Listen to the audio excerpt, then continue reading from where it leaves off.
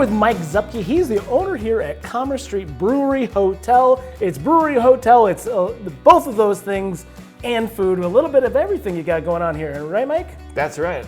Beer, beds, and something to eat. Beer, beds, and something to eat. So we're kind of, this establishment's been around for a while, but you took over back in 2018, 2019? Yep, 2018. I took over. We signed the deal at 11 a.m. and by 11:30 we were open for lunch. You're open for lunch. Well, you know what? I'm getting hungry looking at this food, so I'm going to go ahead and jump in. Let's start here with, this looks just like a classic bruschetta. Is that what I'm seeing? You got it exactly right. A little goat cheese on top that we find locally. Okay. And of course the balsamic glaze to give it a little bit of a little tang.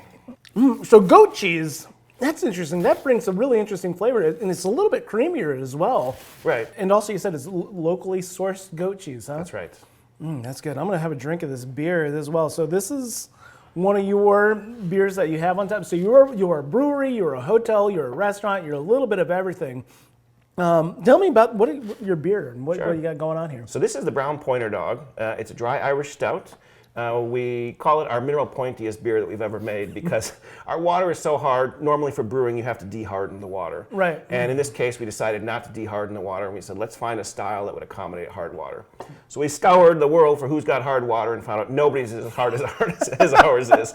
Yeah. So we looked to Ireland because they're traditionally, they have hard water, and so that's why we ended up doing a dry Irish stout. And it works well for people who like a dark brown beer and also people who like a yellow beer because that dryness really kind of cuts down on what people perceive as chewiness. Yeah, it's not chewy. It is light. It is crisp, but it has that wonderful heavy malt flavor as well. Yeah. That's really a great beer, and you've got a lovely graphic. I mean, you're trying to incorporate a lot of art. I mean, Mineral Point is a arty town. It's got a lot of art, and you're trying to incorporate a lot of that into what you're doing here. For sure.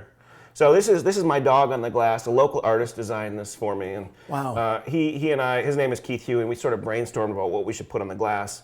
And as we were kind of batting around ideas, he said, well, look at some of my old work. He's got a piece called Dogs in Space. And I said, it would be really fun if you did dogs in a brewery. And I just imagine a dog shaking the grain into the tank and all this. And he comes and he's taking notes of all the equipment, and I'm explaining everything. And I say, oh, there's this enzymatic reaction that happens. He's like, ooh, Enzo. I think there's going to be a dog named Enzo. The whole artistic process happening. And I had only lived here for a couple months, and my dog started crying. She said, Dad, you've been neglecting me for 2 hours. And Keith and my dog Octavia just hit it off, and that's how the glass was born. The whole dogs in the brewery thing went to went to space. But people love those glasses. It says sit, drink, good human. And it's about as bossy as my dog Octavia is. So. Yeah, that's great. And like I said, being able to incorporate art and local art into different parts of your business, that's incredible. This is, for starters, this is a plate and a half, and it looks absolutely incredible. Tell me, what do we have going on here? So this is our firecracker shrimp. The shrimp is tossed in olive oil and garlic and a little bit of red pepper flakes.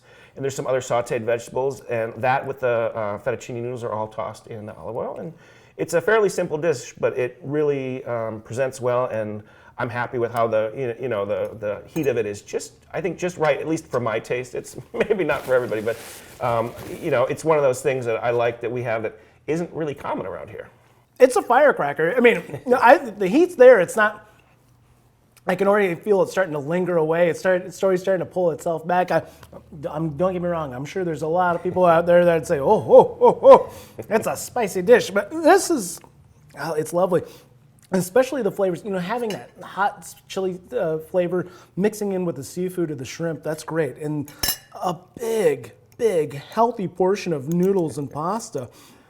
Yeah, tell me a little bit, what kind of, like, the food you're going for here? What's kind of your strategy or your design? What are you trying to look to as you're creating your menu? I mean, are you coming up with these recipes yourself or what?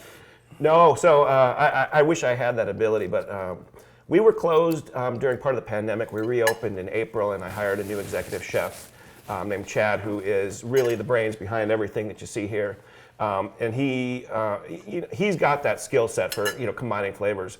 And we collaborate, I think, really well on what the menu should what's our concept. And I think some of them are kind of the classics that we've sort of made with a modern twist. So we've got one that we call a Thai steak, which has got sort of again, it's a spicy sauce with crab meat, and then on the ribeye steak. And it's been really a hit, except for those people who say, I don't like hot food. But no, not everything on the menu is hot food. But that's kind of one of the ways we try to put a twist on some of the things that are a little bit more common. And we say, well, let's sort of reinvent it a little bit. Put a little more exotic flavors into it, and that's Right. and that's good. This is an excellent dish, and just really that the heat is there, but it's not overpowering. It's not over dominating the entire dish. It's spicy, but it's a good spicy, if you ask me. So we got this martini there. I don't think I've had a martini on camera yet. I've had all kinds of cocktails, had all kinds of beer, but I don't know about a martini. But this looks absolutely fantastic. What are we doing here? So this is made with a Roku gin. It's a Japanese gin that only has 6 botanicals in it, and it's really pure and really clean. But I decided this year is my summer of gin. Last year it was the summer of whiskey. So I've got in stock right now something like 12 or 13 different gins, and we're just kind of building up the list. And to be honest, all right, I like gin. So. Well, it's a good thing you own a bar. That's right. Yeah, no, that's excellent. And that's got some really interesting flavors happening here. And I don't know if that's just me mixing with my firecracker or what, but some really almost like rosewater-esque, but then also some citrus here as well. Yeah. Very interesting. Okay, this thing's been staring at me. I've been giving it the eye. What is this big bad guy? This is our Unstoppable Bacon Brie Burger. Bacon Brie Burger. That's right. And so in addition to having bacon, so first of all, our burger meat comes from a local farm here from Mars Valley Beef Farms. It's all pasture raised, so it's grass-fed beef. And then it's got bacon on it, brie, and then a little raspberry sauce, and then our chef's secret recipe remoulade.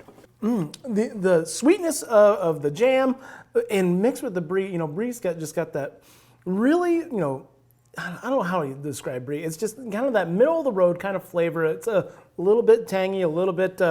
I think of it as a grown-up flavor. It's a grown-up cheese. Right. It's a wonderful combination. And of course, you can't go wrong with hamburger meat and bacon. Incredible.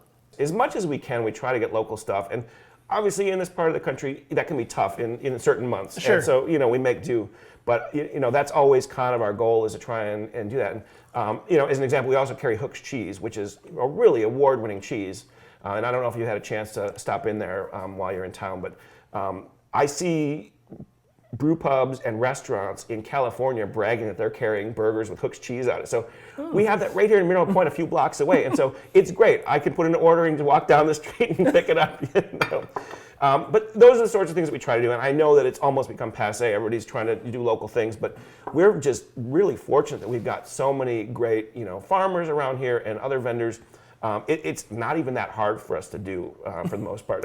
And what I love about beer is just the absolute variety of it. The variety is endless when it comes to beer. Always challenging yourself, I'm sure. Yeah, for sure. And I love, the tweaking that happens along the way. You say, okay, here's my recipe. This is what I think I want to do. And then, something happens on brew day. You accidentally pour this one. And you say, well, now I got to figure out how I'm going to adjust this. And I love that part of it. I love, I might not be able to cook, but I'm pretty good at making beer. Yeah, well, this has been an excellent beer. I can't wait to try a couple more, but Mike, everything here has been absolutely outstanding, and I really appreciate you having us in because everything was really good. I'm glad to hear that. It's my pleasure. Thank you so much.